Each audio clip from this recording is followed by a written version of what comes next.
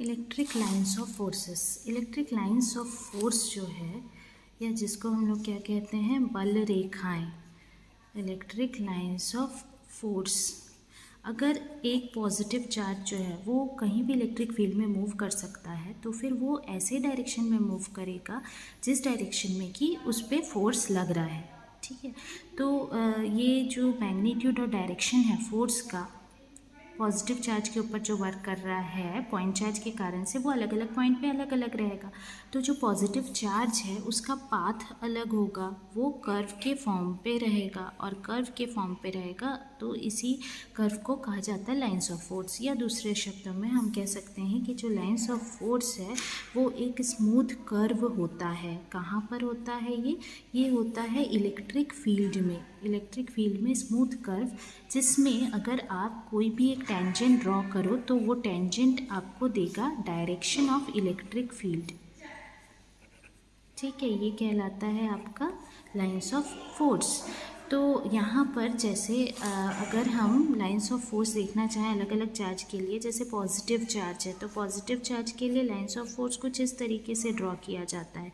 क्यों ड्रॉ किया जाता है? एरो बाहर की तरफ, क्योंकि हम ऐसा मानते हैं कि एक दूसरा चार्ज इस तरफ है, तो अगर एक पॉजिटिव चार्ज बाहर की तरफ है तो फिर ये दोनों एक दूसरे को रिपेल करेंगे।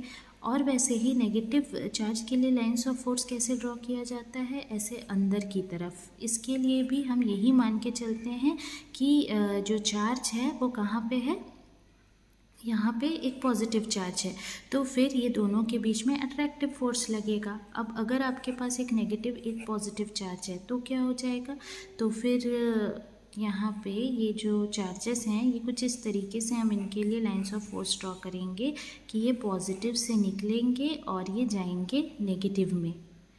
ठीक है, तो हम कुछ इस तरीके से ये ड्रॉ करेंगे। और अगर आपके पास दो पॉजिटिव चार्जेस हैं तो इन दो पॉजिटिव चार्जेस के लिए लाइंस ऑफ फोर्स आप कुछ इस तरीके से ड्रॉ कर सकते हैं, क्योंकि दोनों ही एक दूसरे को रिपेल करेंगे। तो इनके बीच में एक पॉइंट होता है, ये पॉइंट कहलाता है न्यूट्रल पॉइंट। क्यों कहलाता है? क्योंकि यहाँ पे अगर आप एक लाइन ड्रॉ करें, उसका मिड पॉइंट है P, इस पॉइंट पे कोई भी फोर्स नहीं लग रहा है, जो चार्ज है वो कहीं भी मूव नहीं कर सकता, इसीलिए इसे क्या कहते हैं हम, न्यूट्रल पॉइंट। कुछ प्रॉपर्टी होती है लाइंस ऑफ फोर्स की, जैसे कि इलेक्ट्रिक लाइंस ऑफ फोर्स जो हैं वो ओरिजिनेट होते हैं पॉजिटिव चार्ज पे और टर्मिनेट होते हैं नेगेटिव चार्ज पे। दूसरी बात ये कि अगर आप एक टेंजेंट ड्रॉ करते हो लाइंस ऑफ फोर्स पे तो फिर वो आपको देगा डायरेक्शन ऑफ इलेक्ट्रिक फील्ड। जो इलेक्ट्रिक लाइंस ऑफ फोर्सेस होते हैं वो कॉन्ट्रैक्ट होते हैं लेंथ में, बिल्कुल एक इलास्टिक स्प्रिंग की तरह।